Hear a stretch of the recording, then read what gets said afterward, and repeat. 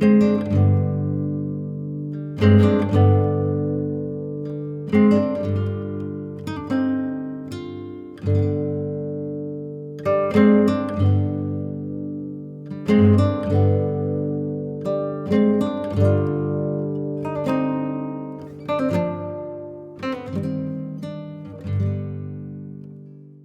today we have Anna Sergi, and I want to thank you for coming on.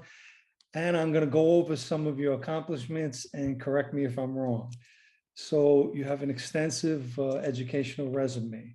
You have a PhD in sociology from the University of Essex. Yes. You completed a 5-year law degree from the University of Bologna. I did. You received a master's in criminal law, criminology, and criminal justice at King's College in London. My God, do I look pretentious? And presently, you're a professor of criminology and organized crime at the University of Essex. Yes, Did I get that absolutely all right? correct. All good. Thank you. And you are the author of the new book, Chasing the Mafia, Ndrangheta, Memories and Journey. Yes. Congratulations. By the way, Thank you. great book, and we'll go over that now. All right.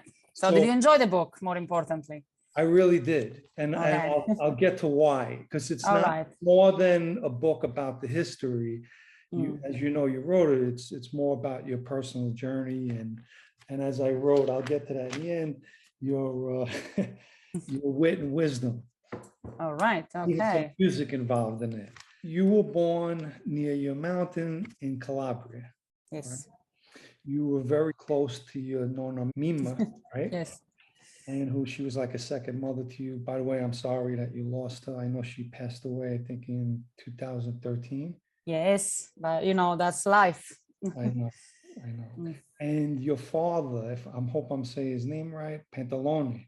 Pantaleone. Yes, it's a bit tricky. Pantalone. Yes. He was also a journalist, and he wrote the book La Santa Violenta, The Violent Saint, which Yes. kind of you mentioned in the book, and it has a lot to do with the book.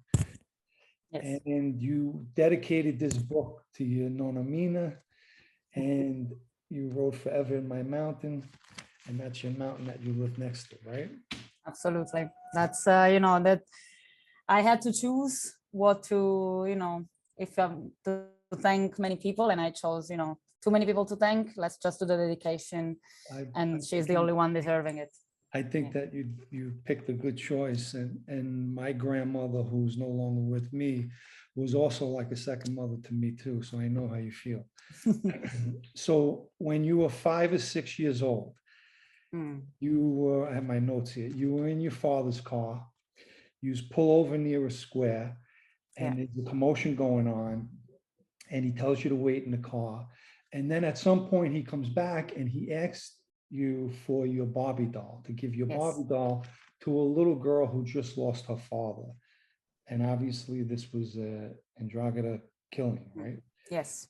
And it's on a day that they call, I think several murders took place on this day, and they called it Black Friday.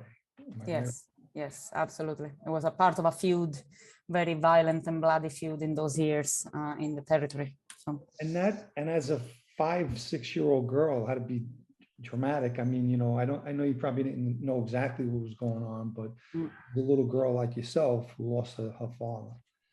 Yeah, it's as I say in the book, I didn't quite realize. I think you know, it was one of those memories that just got buried somewhere in my head, and it just came strongly when I read about the story years later. And I just like, oh my God, this is it. This is what, you know, pieces of the puzzle just came to me, and I realized I suddenly remember things, and yeah, it's I guess that's what trauma is in a way.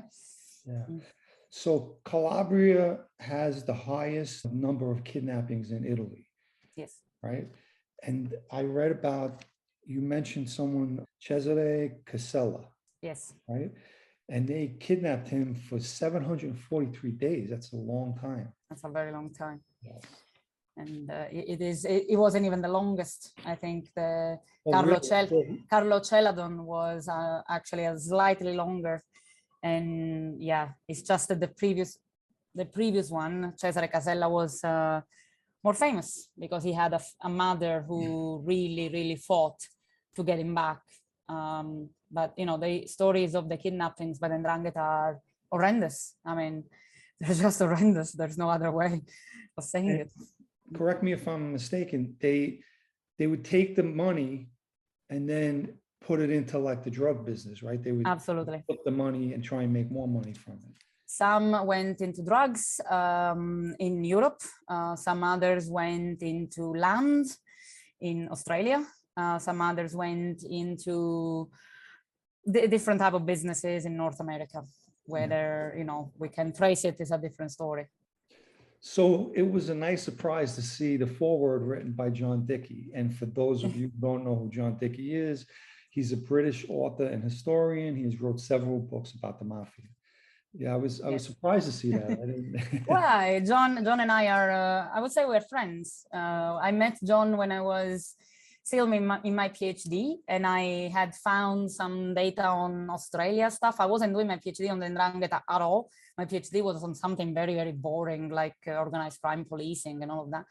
And I went to see John, who is an historian, he is a professor of Italian studies, and he wanted to write something about Australia. He had never done it. He had found some old documents. So I went to talk to him about it, and he kind of measured me up. It was like, okay, are you a really serious person, or are you one of those people who just blab about? Yeah. And then since then, he's been, I wouldn't say a mentor, wouldn't call him that, because we had breaks in our relationship, but you know, he's been there for me. And when I wrote this book, because it wasn't the classic academic book, it was meant to be a little bit more approachable. And he was the only person that I could think of. And I was so terrified of his judgment. I was like, oh my God, he's gonna destroy me. And he came back to me saying, oh my God, Anna, you wrote a beautiful book. You are an encyclopedia and this is amazing. And I almost cried in certain parts. It really is a good book, and we'll get to that. So you compare the Mafia to love. Yeah, okay. Right. I never heard it compared to love before.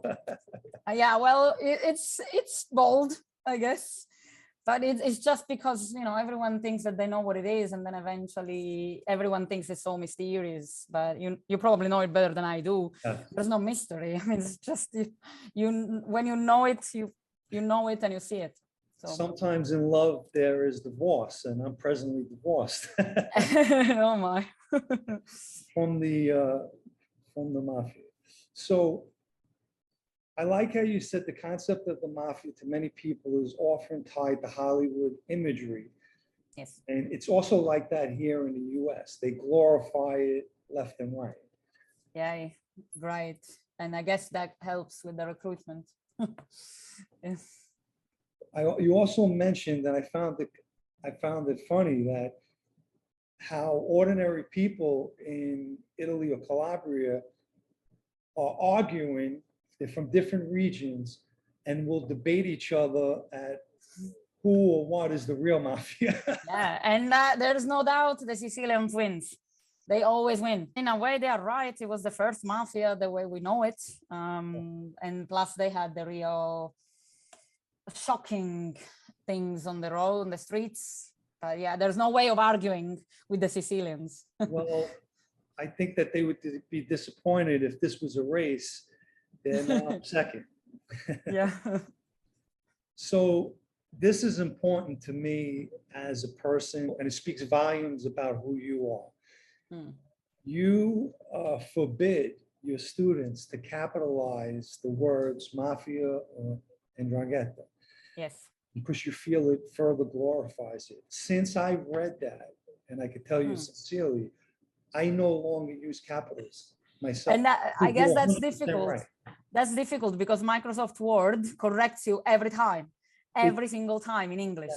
Isn't that amazing? For both of them, for both worlds. It does it for me all the time. Absolutely, and even for mafioso and for the word, it just drives me insane. It assumes agency. It assumes like this is a formal institution, which is no. Or that it deserves the title of getting the capitalization. But I think it was genius of you to say that. It was one of the things that I was so happy to read, because right don't forget, as you know, it wasn't at the end of the book, so Yeah. I took my time reading it, but right from that Mm. second, I started. Right from that second, I started. I don't know if anybody noticed that, but You are the first I one to did say. Mm. do that. And yes, you also said that the Ndrangheta never dies, it adapts and modifies, and it's the same thing here in the US. Yes. Same exact thing. I equate it to an amoeba. Your research took you to Canada, Australia, and naturally back to Calabria. Can you tell us a little bit about Australia? Australia, there was a lot that you wrote on Australia. I know Yeah. that. And there's also a, which I laughed, there's a Sergi clan. Oh yeah, very much so. It was you know, my blessing and my curse, I guess, in a way. Yeah. So Australia was a surprise for me in many ways. Kind of like one of those places where you think you're going to research something and then something completely different pops up, and it kind of made me question everything else. The reason why I wrote this book is because of my trips to Australia. I had to challenge so much of what I thought I knew, and it brought me to, how can I say this, is to really see or imagine what certain dynamics could have been like, especially for migrants who were eventually part of the Ndrangheta or were supposed to be part of the Ndrangheta, God knows. But yeah, it really challenged my perception. And I guess it challenges a lot of perceptions of, you know, Italian law enforcement as well. They don't want to hear it. So it's surprising because Australia is massive. It's diverse, but it's also differently from the US, for example, or Canada. It's a lot younger. And it's a lot, if we think that Australia was born in 1901, the way we know it, with a federation of states and an official birthday, and the Italians are there since a few years after. So they're part of the building of Australia, and this means that it's beyond what you have in the United States, where mafias emerge at some point within a state that was already older and formed. The Ndrangheta is part of the evolution of Australia. So I think that was, wow, mind-blowing for me. And it still is, in a way. Yeah. There was, I believe he was law enforcement, says there's good Sergis and there's bad Sergis. Yes, yes. So one of the anecdotes that accompanies me in my life was my grandparents telling me about their relatives in Australia. Everyone in the mountain where I'm from had relatives in Australia, everyone. So I had part of my grandmother's family there, part of my grandfather's family is there. And by the way, none of their surname is Sergi. So I thought I was, fine. My father comes from a different area of Calabria, so my surname comes from a different area. I was just, going with it. In Italy, the Sergi clan is one of the most, one of the royal clans in a way. So those that are always there, but never really into the action anymore. They're kind of like the leading clans. They are very active in the north of the country. They are active in drugs. They were very active in the kidnappings. I had no clue they were in Australia. I mean, I knew that there were people from the same villages moving, but when I arrived and I realized that, everyone kept looking at me saying, okay, well, but you have this surname, and this surname is basically like Genovese or Gambino in New York City. So everyone knows that if you're looking for the mafia, it's your own surname. And I try to explain to people, I'm not related to this family. It's just a different family. But then eventually I was wrong, because I am related to the family. But it took me kind of like asking relatives in different ways. And okay, you remember my grandmother used to say, we have this uncle there. Do you know what happened to them? No, yes, they married with this. So all this kind of anecdotal knowledge that eventually led me to find my connection to that family, which is actually very complicated through my mother's surname, really, not my father.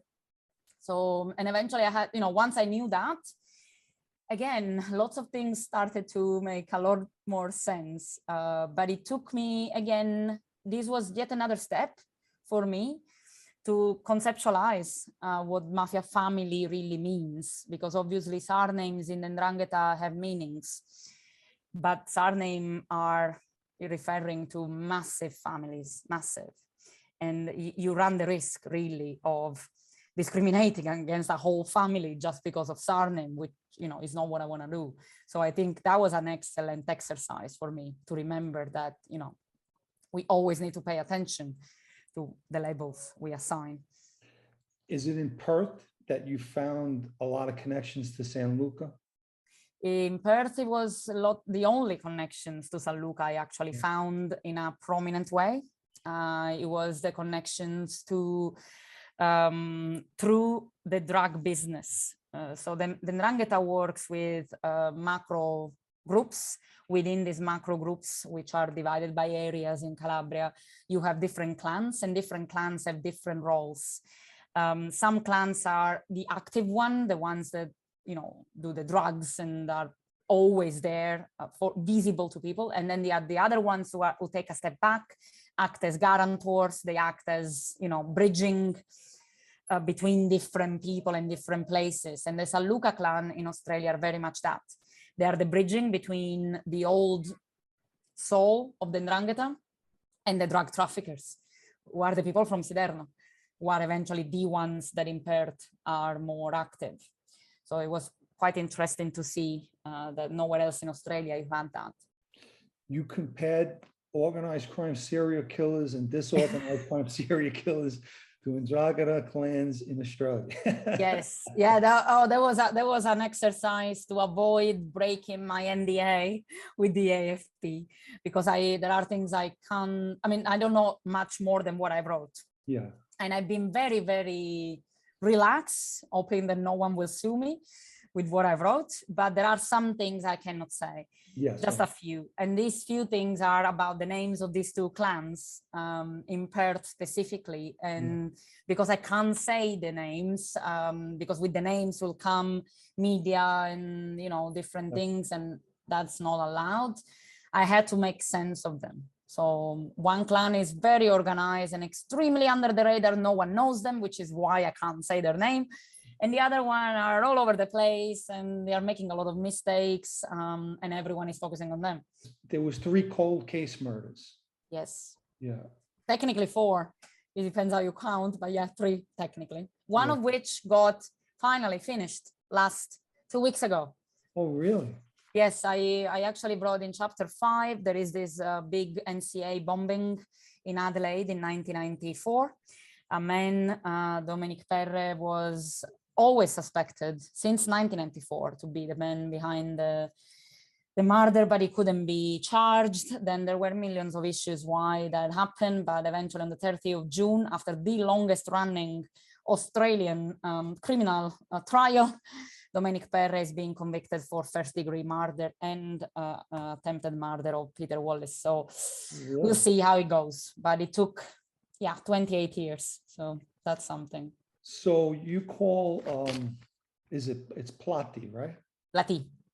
Plati. You call it the mind of Ndrangheta, and you call San Luca the heart. Yes, very much. What is the Santa? The Santa, well, how much time do you have? Okay, the Santa is 2 things. Let's go pedagogically here. 2 things. One is a ranking, is one of the rankings of the major society of the Ndrangheta, meaning that in your career steps within the Ndrangheta recruitment, you go from one ranking to the other. They're called doti, dote singular, or flowers. We're poetic. And the Santa is when back in the 90s, 80s, essentially, you had people jumping over a new type of organization. This was essentially what happened above the street level. So you weren't involved in crime anymore. Once you receive the Santa, because you receive a dote, you don't ask for it, you receive it, you essentially become part of a more elite society. And this elite society is supposed to abandon crime and do different type of criminal activity, different type of business. Now this changed, and this is when we got our second meaning. This changed because obviously there has been an inflation of ranking. So the Santa used to be the highest ranking up until the 80s. But now up above the Santa, there are at least 5 or 6 more. Really? So the Santa is just the beginning of the major society. Major society meaning the people, the senior people in charge of the clan, above which there is the Padrino, Vangelo, Trequartino, Quintino, there are various others. So the Santa is now something else. It's supposed to be an organization within the Ndrangheta. Now this is becoming difficult, I realize. It's an organization between the Ndrangheta, whereby if you are sworn into the Santa as a member of the Ndrangheta, you abandon the Ndrangheta and you become essentially part of an elite structure whose purpose in life is to defend itself, even if that means betraying the Ndrangheta brothers. So it's a basically, I describe it in the book as a lifeboat situation. So if everything else fails, if every Ndrangetista, official Ndrangetista gets arrested today, the Santisti will still be free from this. They will still save themselves, which makes it even more resilient than the Ndrangheta. The Santista is a white-collar criminal, is someone that does not get involved in drugs, extortion, street stuff. We don't want that. We want bigger stuff. We want contracts. We want politics. We want, higher stuff. So the Santa it starts as a ranking to signify the belonging to the major society, which is one of the 2 societies that creates a locale of the Ndrangheta, a local presidium, but then it becomes something else. I don't know if that was clear enough. No, yeah. So this Antonio, am I saying his name right? Fiume? Yes, Antonino Fiume, absolutely. Okay, so he had an interesting metaphor. I know, I found it fantastic. Yeah, it's kind of what you were just saying, where he talks about the train and what surrounds the train and what's above the train, and he describes it as the train. Do you find yourself that could describe other types of organization, like US? They're not that sophisticated. Well, I think the idea of Antonino Fiume, who is a long-standing collaborator of justice here in Calabria, is that one of the strengths of the Ndrangheta is that it's kind of compartmentalized, and people at the top know everyone else or can know of everyone else, but people at the bottom have no idea what is above them. So he has this metaphor where the local trains stop everywhere, they are present everywhere, everyone sees them all the time, and they think they are the real deal. But then there are the high-speed train who are only the ones that stop every once in a while. You can't get off that easily. You'll be kind of, quicker and faster at doing things. And they think they are the bigger deal. But then there are people traveling by plane, and those in the plane are the real deal, but they are not seen from the people below. So in this metaphor, the Santa is the plain people, obviously, who are not known to anyone below, but they kind of have an understanding of how the whole of the Ndrangheta sort of works. So to answer your question, the only equation that I could come up with that's similar, but it's nothing in comparison, is each family, obviously, has an administration, which would be the boss, the underboss, the consigliere. But the only thing similar would be the commission.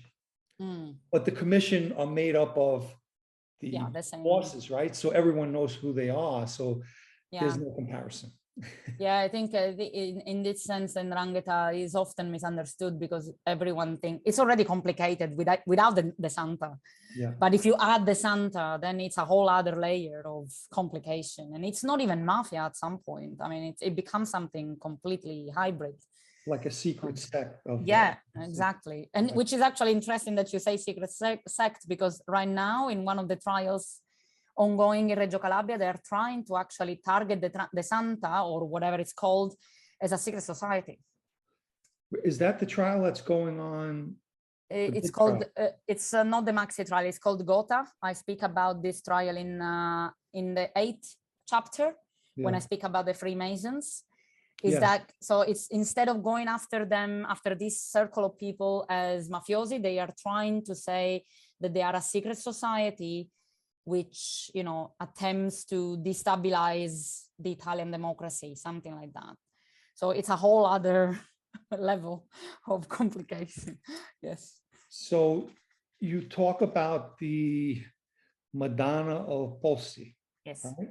A special meeting place for Ndrangheta members.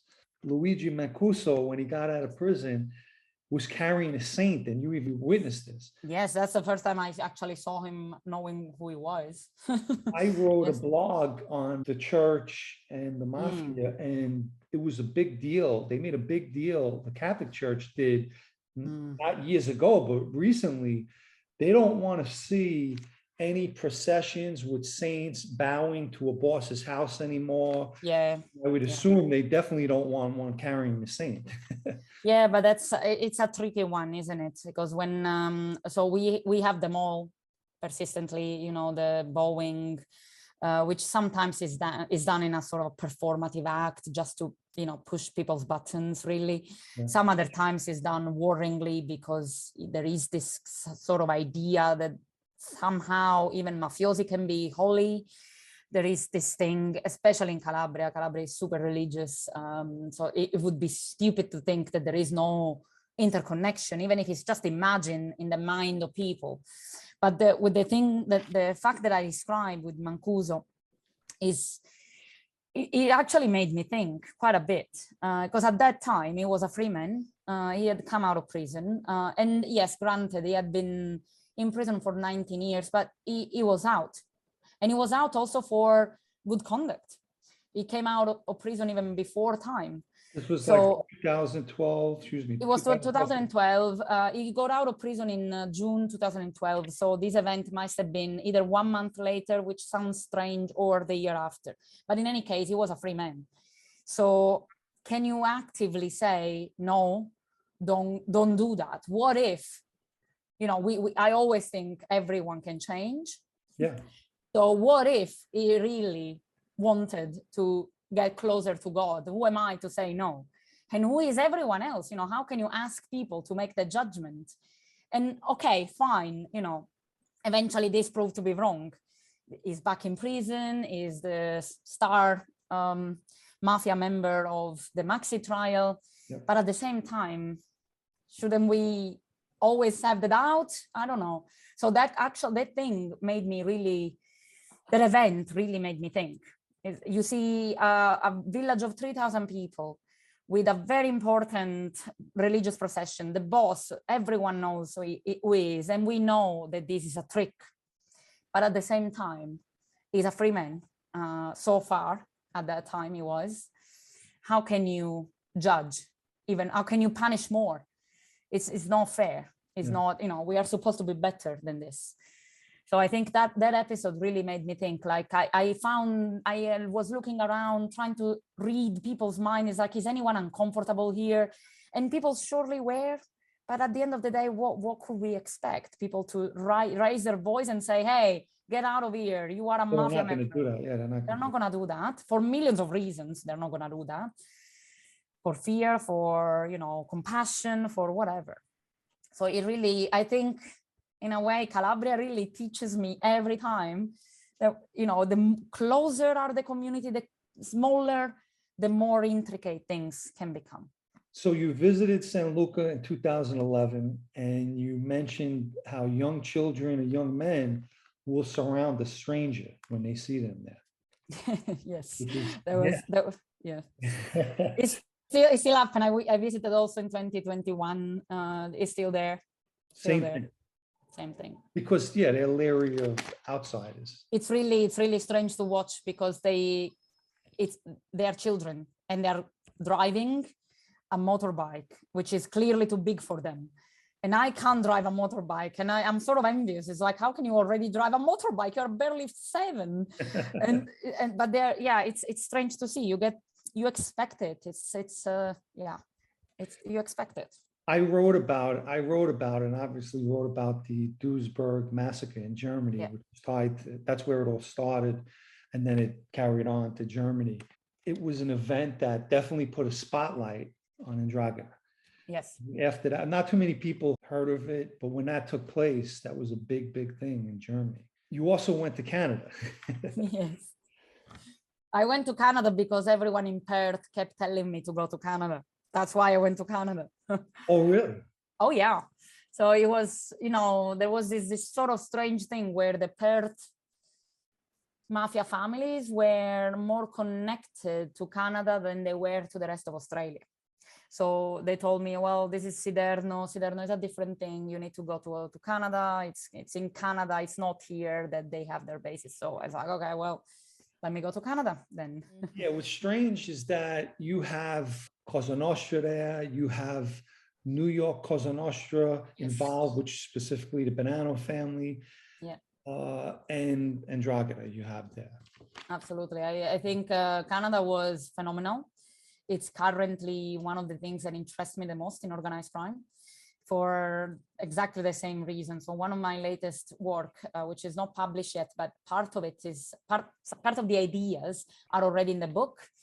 But then I made a whole other study. It is about the Niagara region and the families around Hamilton and Greater Ontario, and paradoxically also Buffalo. And to me, those are the most fantastic evolution of Italian organized crime. They are neither Sicilian, nor Calabrian, nor American, nor Canadian. They are kind of all of them. It's quite fascinating.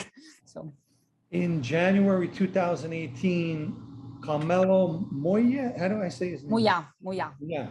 So he was killed in Siderno, right? Yes. So his brother Vincenzo began looking into who's responsible. And he traveled to Canada and was inquiring about his brother's death. I could tell you that when I read this, had that been in New York, they would have killed him for that, because they feel that he has something on his mind. If somebody is killed by the mob or the mafia in New York, and a relative starts asking questions, if he's lucky, he's warned. Right. Lucky. Most of the time, he'll get himself killed. He almost did. So the whole story is that obviously the Moya family was no saint family. I mean, clearly they've always been part of the commissos. So they are a Ndrangheta clan, even if a smaller one, but they've been always involved. So both Vincenzo and Carmelo have been convicted for mafia crimes. So he wanted to retaliate straight away. And he had his mindset on a specific family in Calabria, the Salernos, and he wanted to pay back. But then he wasn't sure that it was them. So in order not to end up in a feud and getting the wrong people, he started asking around, and he was basically justifying it like this. He was justifying it by saying, I want to retaliate, but I need to be sure who has been responsible, because otherwise I end up killing the wrong people. So that's how it all starts. And he travels to Canada. He has some specific people in mind, which might or might not be responsible, by the way, for the killing of his brother. We still don't know at the end of the day who killed his brother. So it was definitely one of those trips that, which is also why the law enforcement in Italy strangely managed to partner up with York police and follow him, because there was a risk for his life. He was with his children, by the way, so he traveled with his children. So there was a whole lot of attention on this trip, because obviously he was going to not only ask people and meet people, but eventually he could stir up a whole reaction there, as you say. Very dangerous. He tipped his hand by doing that. Yeah, well, they're not always smart, are they? So in Hamilton, the Musitano murders. I met the Musitanos by chasing the mafia, my mafia, not your mafia, my mafia. And my mafia goes for two rules: surname, location of origin, birthplace. Now the Musitanos have a surname and are born in an area which is heavily mafia dense. So they fall into those Calabrian families that once they commit crime, they might be part of the Ndrangheta because of their surname and their place where they act. Now, learning the history of the Musitanos, you know this is not the case. They are Calabrian, but they've been, you know, made, I'm not sure if they're actually made with the Rizzutos. So they are part of this, you know, Bonanno wing, Rizzuto clan, Montrealese, Sicilian American mafia. But they're still Calabrian, which means to me nothing more than shaking hands with other Calabrian families. They come from the same place.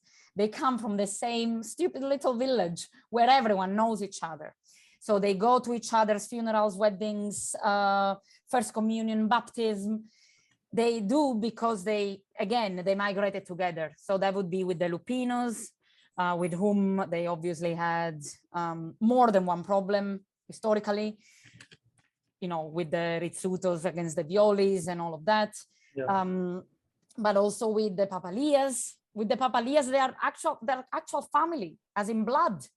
So it would be extremely naive to think that just because you choose a flag, which is the American Cosa Nostra, Vito Rizzuto, those other side of your life doesn't count.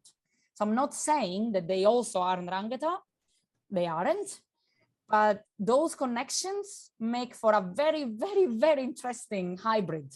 Very interesting, because you can easily be a mafioso or a mobster into the Rizzutos because that's what is popular at the time. That's what you want to do. That's who gives you space. But at the same time, you are not Sicilian. You are not just another Italian. You are from Calabria. And in those Calabrian links, things emerge. You learn things, you know things, you can access people, you can access things. So that's why, to me, they are very interesting as a family, the Musitanos, the Papali, all of them, because they don't have a clear affiliation identity. They do, but it's not all they are, in my head, at least, the way I see them. You're right. Which is very interesting, you know, it kind of, you know. Yeah, and I think that they're the only ones, I think, that are like that. Yeah. Absolutely, and that's they are at the border, so I guess it's also part of their borderland identity. So you said Ndrangheta is a name brand, and it's up to each clan how well they do. Also, the hierarchy does not exist among clans, but does exist inside of a clan. Well, I think it's that's another problem with the Ndrangheta, that everyone with traditional organized crime mentality, especially law enforcement, go out and look for the boss.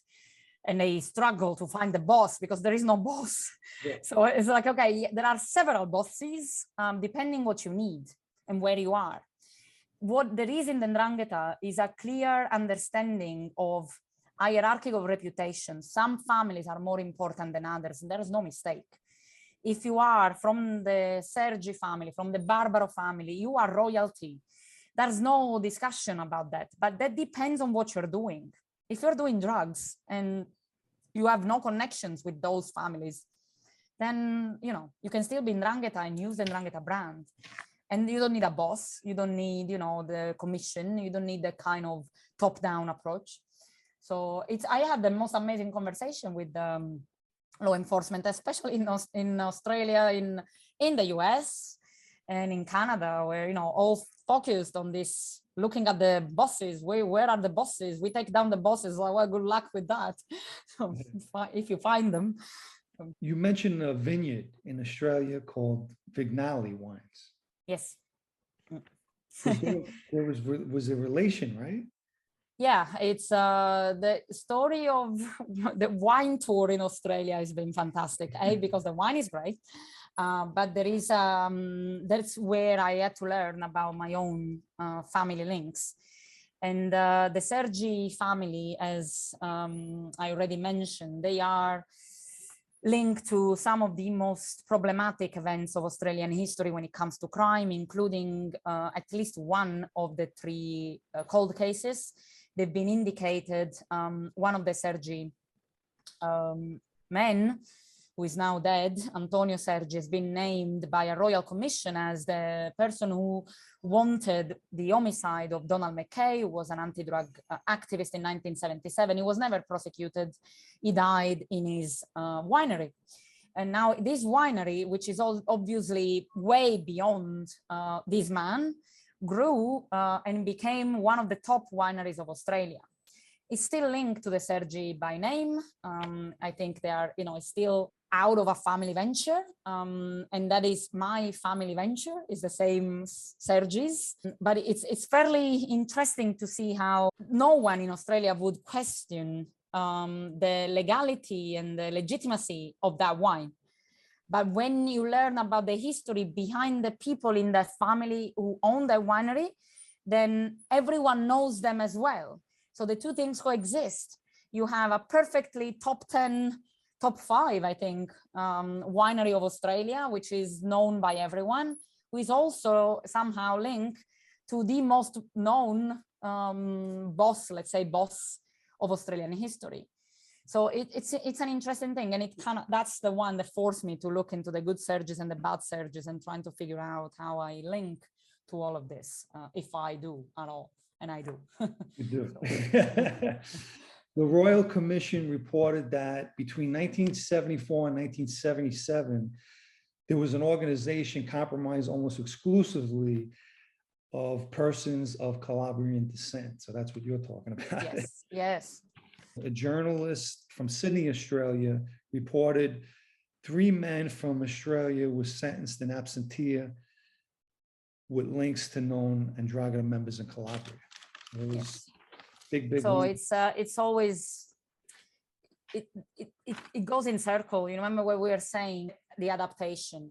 The Ndrangheta in Australia goes between visibility, extreme visibility, when people get arrested, when there is a royal inquiry, to entire periods of forgetfulness, as if they never existed. And then something else happens, and all of a sudden, oh my God, the mafia is back. Well, it never went away. There is, our Italian hero, one of our Italian heroes, Giovanni Falcone, used to say that it's precisely in the continuity of the phenomenon that you see the strength. And that is very true for the Ndrangheta in Australia, in Canada, everywhere. So it's the continuity, it's not the outburst of violence that shows you the Ndrangheta. It's the continuity, the fact that they're always there. They're always there. So, and that's, I guess, what differentiates Mafia from other organized crime. In Calabria, you brought up the Joya Tauro port. Oh, yeah. Right, which law enforcement names as the Ndrangheta port. Yes. So this year, like in June, the anti-drug unit of Italy published its 2021 report, and they found something astonishing. Of 97% of the cocaine that arrived by sea in Italy in 2021 arrived in Joya Tauro, 97, which is way more than the past. Overall, including planes, including small boats, including cars, over 57% of cocaine in Italy arrives in Calabria. So this is staggering if you think about the amount of cocaine that arrives, and it kind of gives an idea of how much the Ndrangheta clans of the area of Joya Tauro invested in the port and why they invest in the port. Is this accurate? 80% of the cocaine entering Europe passed through the port. I don't think so. I don't think it's accurate because there is a tendency of blurbing up numbers. Yeah. But definitely the Ndrangheta, the Port of Joya Tauro had a fantastic role for the cocaine trade. And I say fantastic in the sense of never imagined before, because at the same time, it happened, 3 things happened together. One thing, the port became operational in 1994. By 1994, you had lots of money out of the kidnappings for the Ndrangheta clans to invest in cocaine, which they did. But more importantly, the families that built the port, that helped building the port, so they had the construction companies, they had the trucks, they had even the hiring practices, a bit like the waterfront of New York in the old days, similar story. We don't have the trade unions, but very similar. So they were the same families that had the money for the drugs. So you had at the same time the port that became in 4 years the second biggest transshipment port of Europe after Rotterdam, in the hands of were built by a family, by 3 families mostly, that also had a lot of money to invest in cocaine. So these all things happen at the same time. So Joya Tauro became, as it started, the cocaine hub for the Ndrangheta, because that's what they had in mind. They've always seen the potential. We are talking here about specific families. I'm talking about the Piromalli family, who are also very active in New York City, by the way, for business. And they are kind of next level. They are very financially savvy. They are not, they think long term. They've always invested long term, and that's why they are royalty of the Ndrangheta. So they very much saw the potential of the port. They invested in the port. They invested in cocaine because it could arrive in the port, and they were right. So it kind of makes, you kind of have to give it to them. Yeah. They did thinking ahead. Then obviously law enforcement arrived. The port went through a period of decline, legally speaking. So the legal trade went to a period of decline. The port went bankrupt in 2015. Law enforcement became even more, cogent on the port. So they had to find different outlets, and that became other ports of Europe, in Italy, Genova, or Livorno, or Antwerp, or Rotterdam, depending where the legal trade went.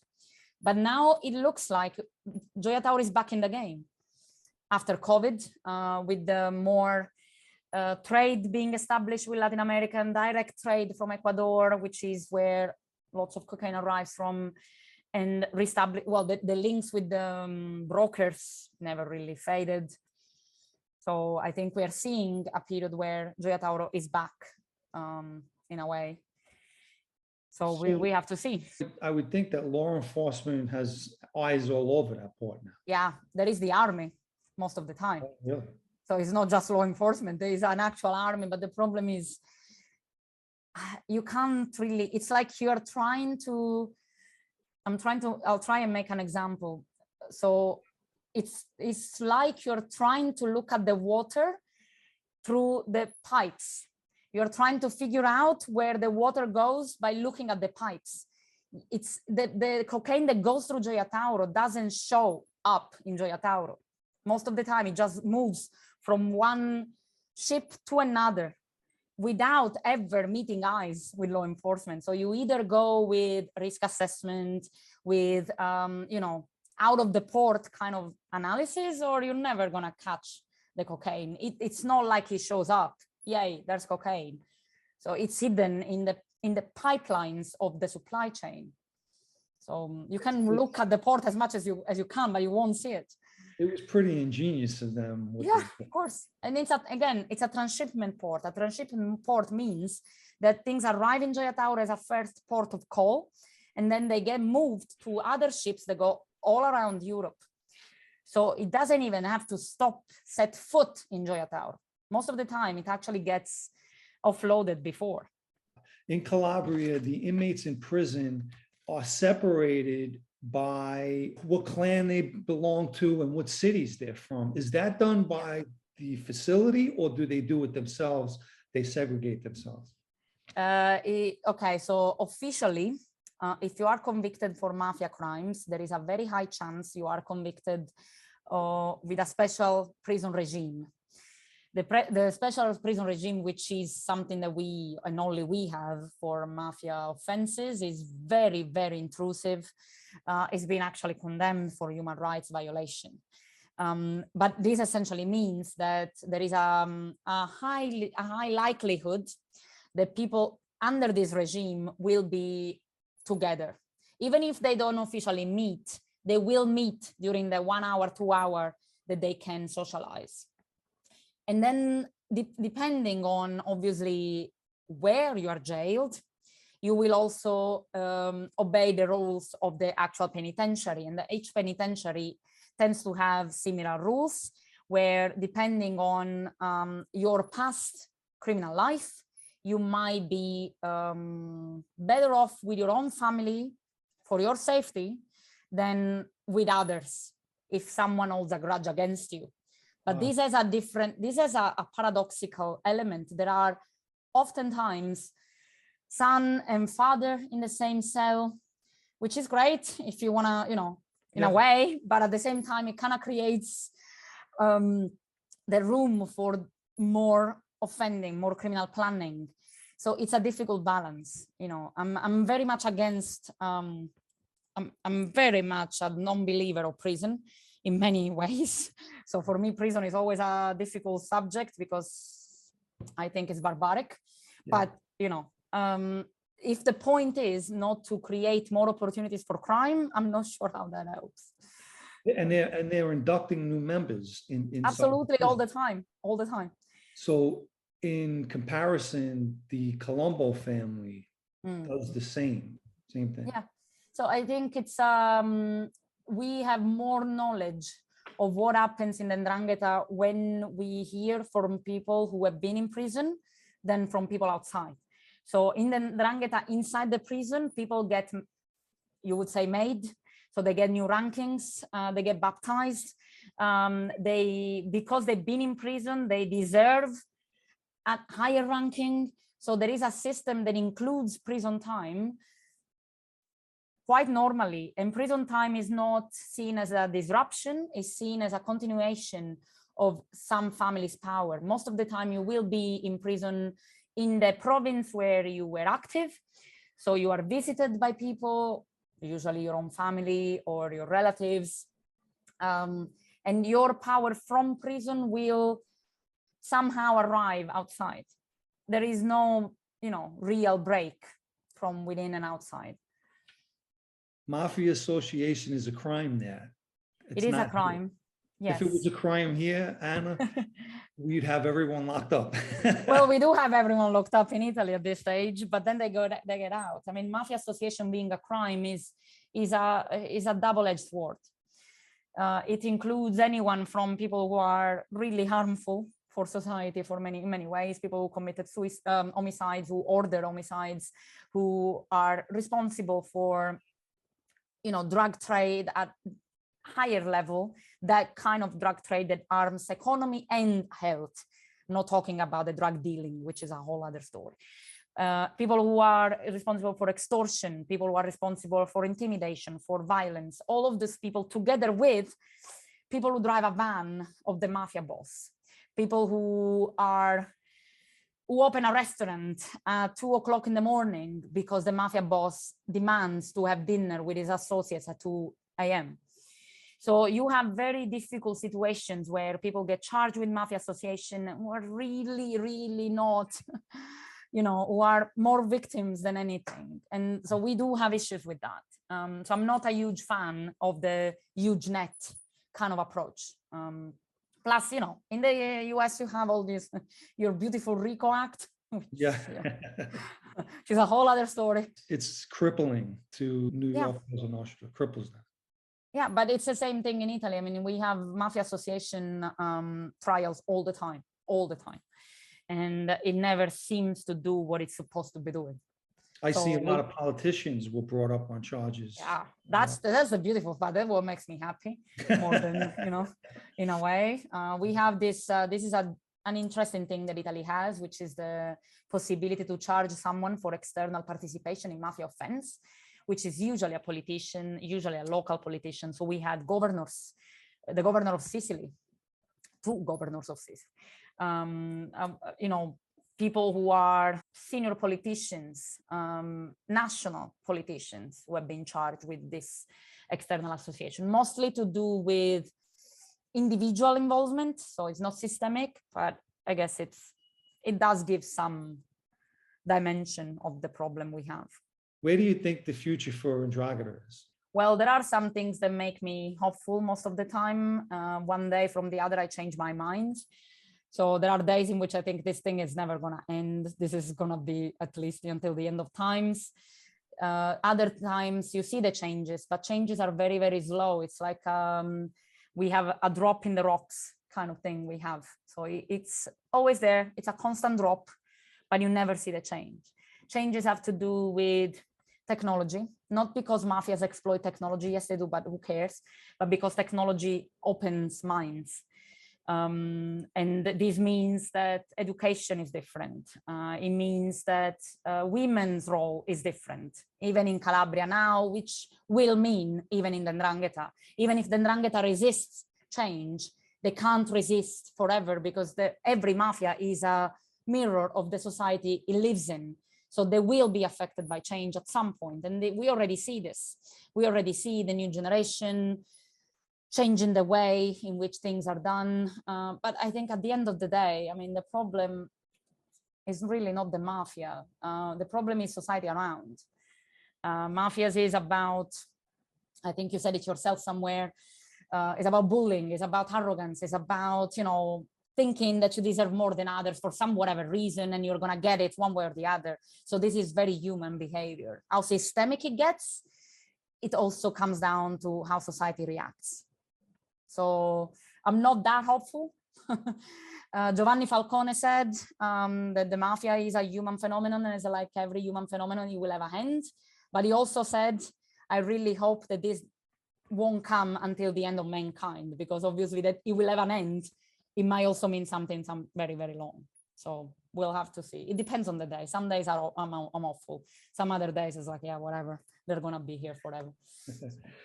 So Anna, where can people find the book? I know it's on Amazon. Is it out yet? Yeah, it's so the book is out in Europe and UK, which is not Europe anymore, and Australia, and it will be out in the US and Canada with a local distributor from the 23rd of August.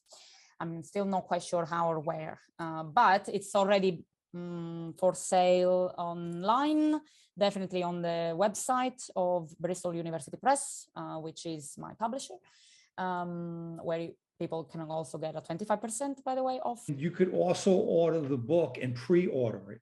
So you could order it now. Yeah. When it does come out, you'll for Canada and the US for sure. But in any case, it's already out as ebook, you know, PDF, whatever, I'm sure. All right. So here's what I wrote.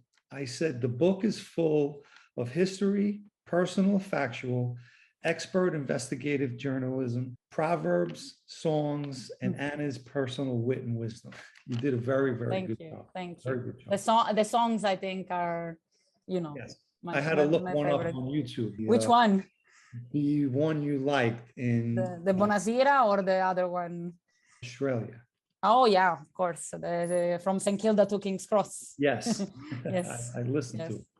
I have my Spotify playlist for my trips. Okay. Anna, thank you for coming on. Thank you so much for reading the book. Let me know when it's out. Thank you for coming on, Anna. Bye. Hope you enjoyed the story.